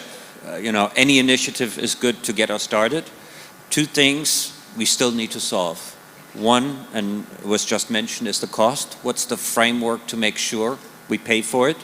And what we don't want to create is states that are going ahead where the people have power and others are not. And I think that wouldn't create the right environment. The second, it's a holistic system. So we shouldn't sub-optimize one area without forgetting the other. So good first step, but many more needed in order to get to the overall picture of getting power to all Nigerians. Thank you very much to the both of you. I would like to open now the question for the audience so that we can have the Q&A session and have your involvement. We had a lot of questions already in the previous panel on power-related, electricity-related questions. So how many are we taking? How much time do we have? Only about 7 minutes or so. So if we could consolidate the questions, gather all the questions together, and then you can distribute them. The other thing is that because of time, and I know that lunch is being served, be really useful if we could just have the question. So you introduce yourself, you say which company you represent, and then straight to the question without too much of the background, just so that we can get as many in as possible. Thank you. Thank you. Hi, it's me again. I'm Fogo. I represent Electric Technologies here in Nigeria.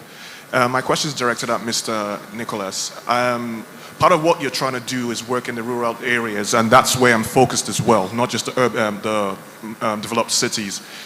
My question to you is, are you exploring collaborating with local companies, SMEs, startups, to see how you can affect the whole ecosystem rather than just coming in and being directly owned, a directly owned business in Nigeria?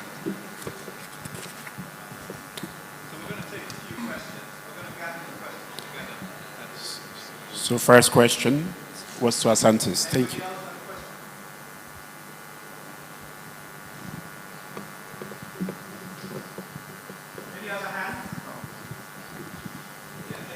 My question to Mr. Oliver, except the solid minerals, have you done on the water or geothermal for the scanning for the Nigeria completely?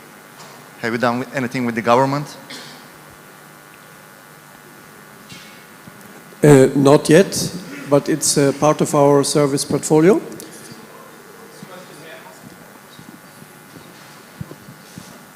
I like the community-based. Oh, sorry, Biola. My name is Abiola Ogumbi. I like the community-based model because I think it solves also the rural-urban drift. So is Lagos State thinking of investing in that model, and not necessarily within Lagos, also across the country, like you did the Kebbi rice? Is that something you're thinking of?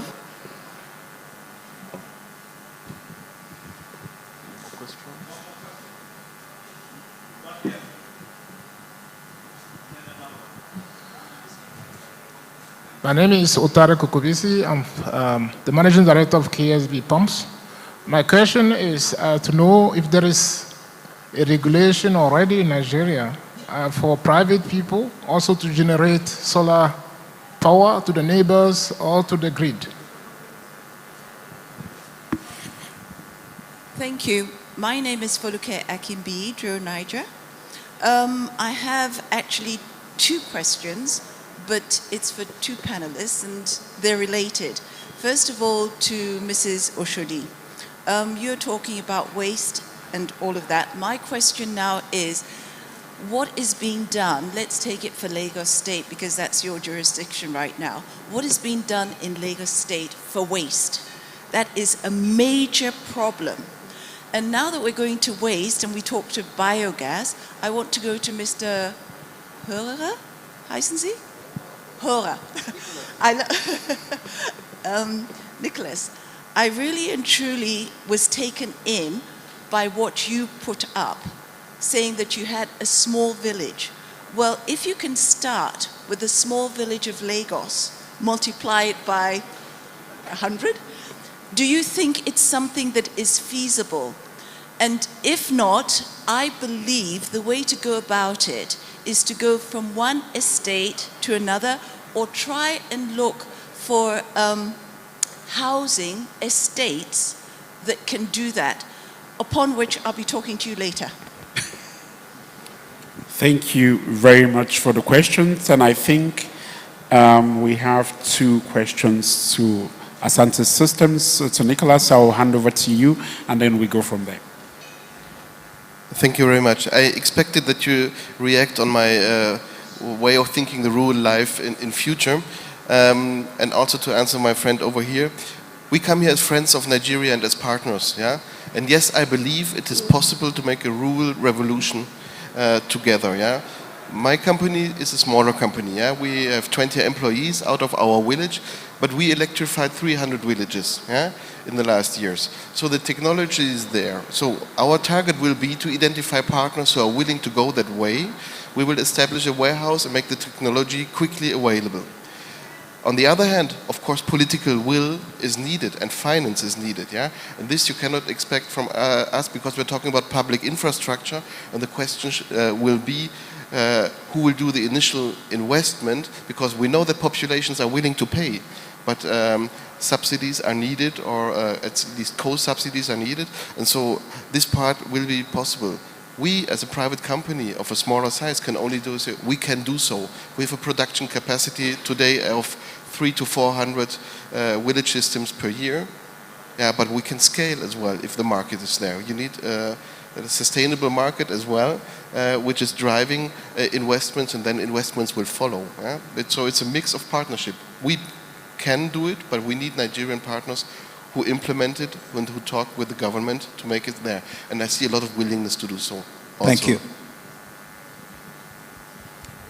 Thank you very much, Nicholas. So basically, the investment security is what is being asked, and secondly, there are already frameworks for it, if I understand, also by the Lagos State and at the national level. I would now like to hand over to Geoscan to answer the question that was initially asked also to Geoscan. Yeah, thank you. So again, yes, we do also geothermal site discoveries and looking for water support.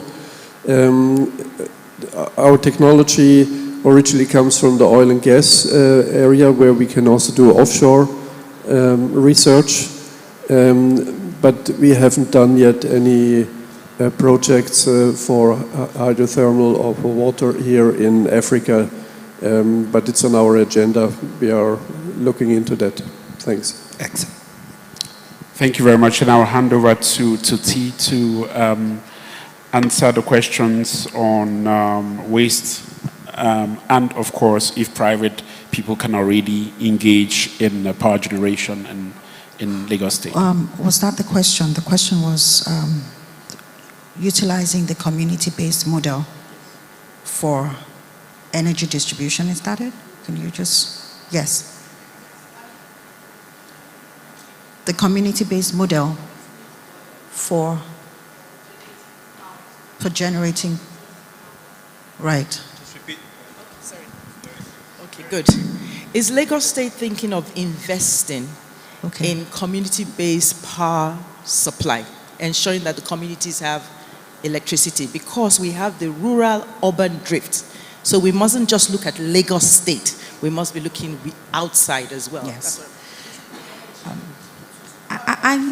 Thank you. I think it's safe to say that that model is the most intrinsic and the most that can be integrated as much as possible. If I can know that every time that there's a project to be implemented, the first model that is usually explored is the Ibile division. The Ibile division covers, the 5 basic divisions: Ikorodu, Badagry, Ikeja, what's the other one? Lagos and Ekpe, and essentially when we work with those divisions, then we trickle down to the very barest minimum. With agriculture, that has been the model. And at the time when we needed to be able to test the viability or test the level of impact, the data drawn from that level is what we usually use. So I'm quite certain that that will definitely be one of the ways that we can explore. But like I said, with energy, I'm going to have to. I'm sorry, we actually don't have time for a comeback. I'm really sorry, because we have sorry, but we can certainly carry on the conversation privately. Thank you. Yes, thank you very much for answering the question. So far, I think I would like to give opportunity to Siemens and to Sahara Power Group just to say one final statement in a few seconds. Thank you.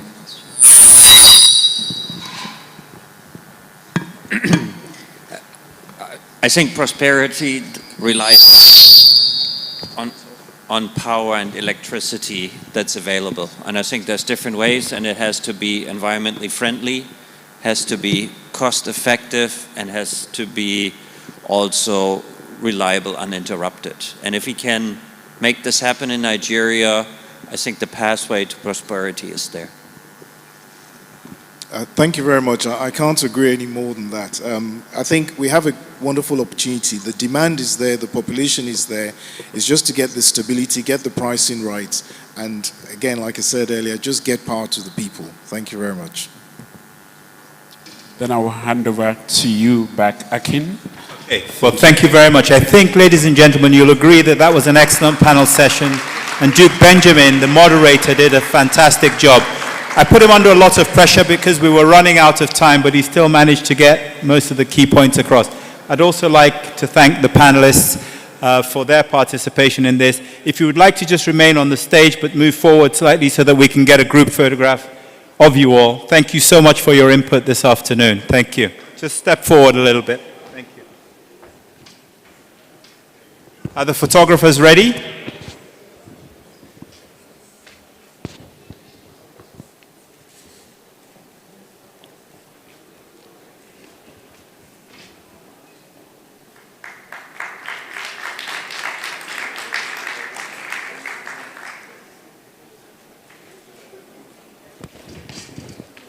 Okay, so just before I ask the orchestra, which is conducted by Walter Michael, to start playing, I'm going to thank you all for your time today, distinguished guests. Thank you for being here. Thank you for being so engaging in the program that we've run today. And hope you found it useful. I'd also like to thank you all on behalf of AHK and the Nigerian German Business the Chamber of Commerce. Thank you so much. I'm going to hand over to the orchestra now to please give us the final.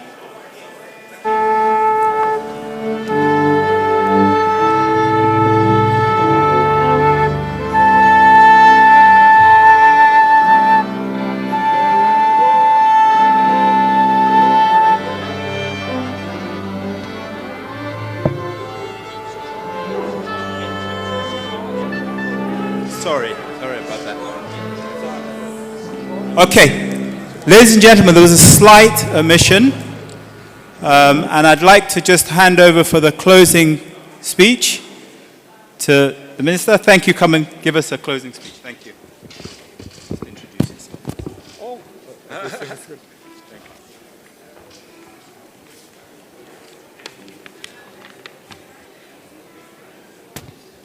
Ladies and gentlemen, dear representatives of the Nigerian and German business community, I'm very happy to take part in these very fruitful exchanges today and to have learned more about the outlook of Nigerian and German business community on the bilateral business relations between our two countries, especially in important areas like the energy sector. This morning, Chancellor Scholz highlighted the economic partnership between Nigeria and Germany as an important one. Nigeria is Germany's second largest partner in sub-Saharan Africa. And we are delighted to see that this partnership, especially with regard to our trade relations, has witnessed significant growth in the last year. In addition, many encouraging examples of successful business cooperation in a variety of sectors were showcased today. As the two biggest economies on our respective continents, we believe, however, that there is potential for more cooperation in a variety of sectors, ranging from grid infrastructure, energy efficiency, energy access for every household, every rural agribusiness, processing of mineral resources, hydrogen for decarbonize our industries, secure information and communication technologies, and, for example, also sustainable transport and logistics, and beyond. Our visit and the forum today have shown us that the private sector is highly engaged and that there are more joint projects already in the pipeline.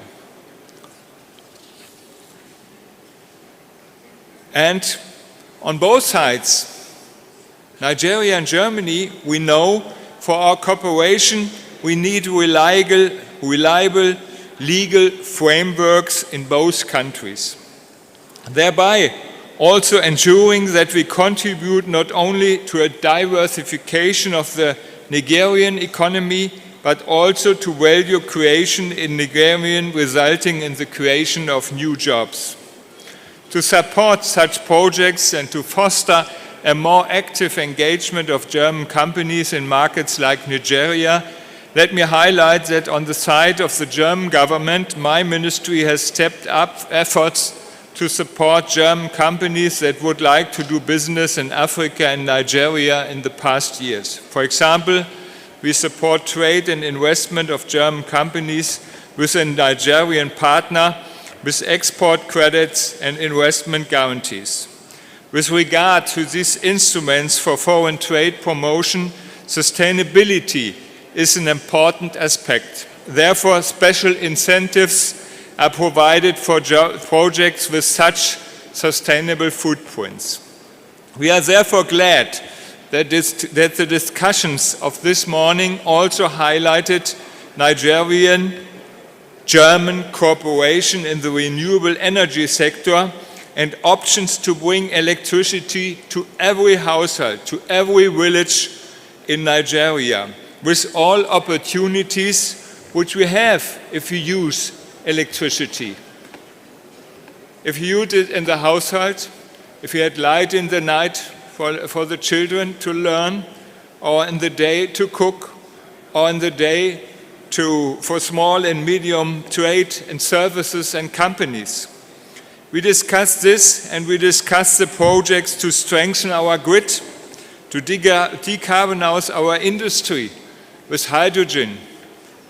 By example, the sample for steel making was mentioned, one from the guy from ThyssenKrupp, and also to process raw materials. So there are a lot of chances we can use. Additionally, we are encouraged by the developments beyond our two countries that have significance for the continent as a whole and for its trade relations with Germany and Europe.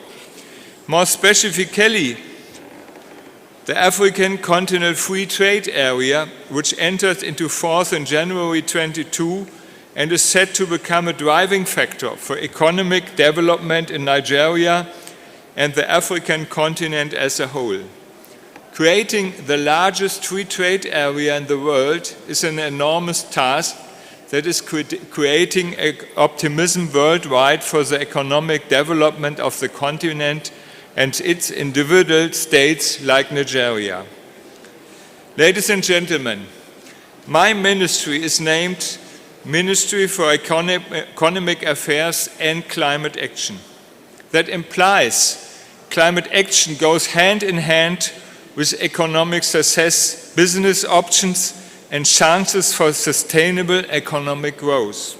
Our both countries signed the Paris Agreement in 2015 for climate action because we know it's very important to save our countries, to save our world. And so it's a chance to meet this global challenge on one hand, but also use the chance to create future solutions for our societies and our economies. So let me use the final remark of my speech to thank the Nigerian-German Chamber of Commerce and the delegation of German industry and commerce in Nigeria for organizing this forum and providing us with such an excellent platform for discussion and exchange. And now I hope you will have a fruitful further discussion at the pause in the back of this room. Thank you very much. All the best.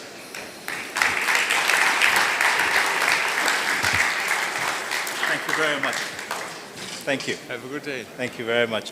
So, ladies and gentlemen, I think that only leaves me to ask you to please offer our sincere gratitude to the Deputy Minister, Federal Ministry of Economic Affairs and Climate Action, Mr. Wenzel, who just gave us a wonderful closing address. So thank you very much indeed, Mr. Wenzel. Thank you for your address. So ladies and gentlemen, I think the point we're at now is that there's lunch being served at the back. There's great opportunities for networking, for asking some of the questions that you perhaps didn't get an opportunity to ask the panelists or one another.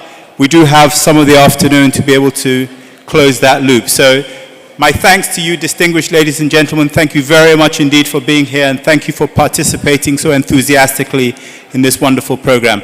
To AHK and of course to the Nigerian-German Chamber of Commerce, my thanks also, and thank you for having me here today. Akin Soya is my name. Thank you for your attention. Have a wonderful afternoon networking and have a good lunch. Thank you.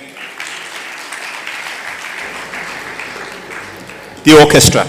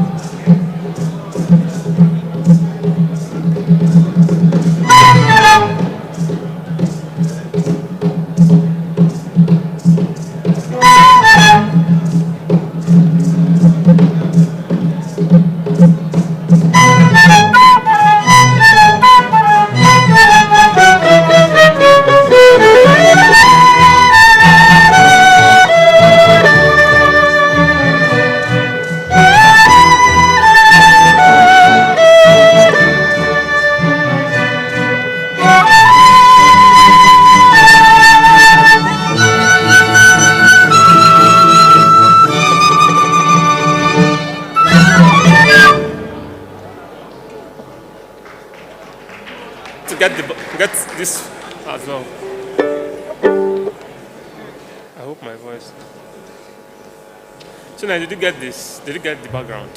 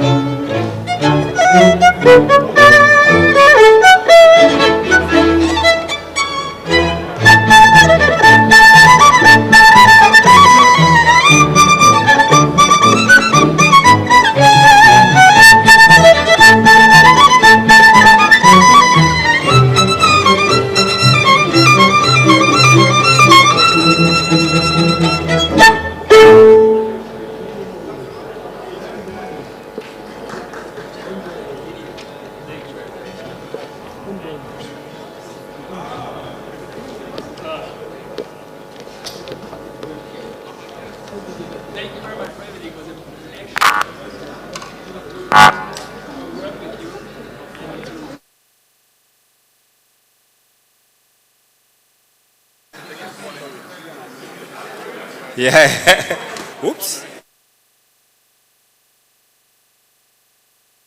Okay, are the photographers in place? We are about to take a team photograph for all members of AHK and the Nigerian-German Chamber of Commerce. So if you belong to both teams, can you please make your way to the front? And the photographers, can you please be in position to take the photographs? Thank you.